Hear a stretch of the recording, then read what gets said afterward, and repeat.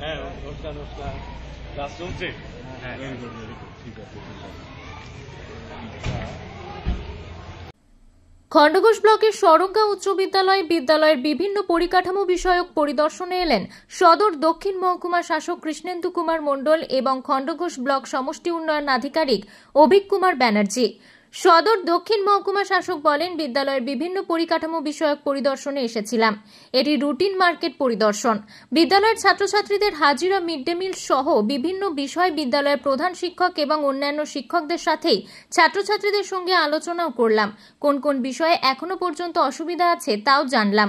বিদ্যালয়ের শিক্ষক শিক্ষিকারা স্কুলের কিছু অসুবিধার কথাও তুলে ধরেন সদর দক্ষিণ মহকুমা শাসকের কাছে। স্কুল এলাম, এই তো মেটাডাঙ্গা স্কুলটাতে এলাম, এখানে সরঙ্গা এটা এলাম, মেটাডাঙ্গার আগে না সরঙ্গা। হ্যাঁ, তো এই স্কুলে এলাম, দেখি আরো 2-1টা স্কুল হয়তো ভিজিট করবো আমরা। আজকের এই ভিজিটটা কোনো সব রকমই, কিছু সেরকম না, সবকিছু মিলে ঠিক আছে। খণ্ডঘোষ থেকে কৃষ্ণ সাহার রিপোর্ট, আনন্দ বার্তা।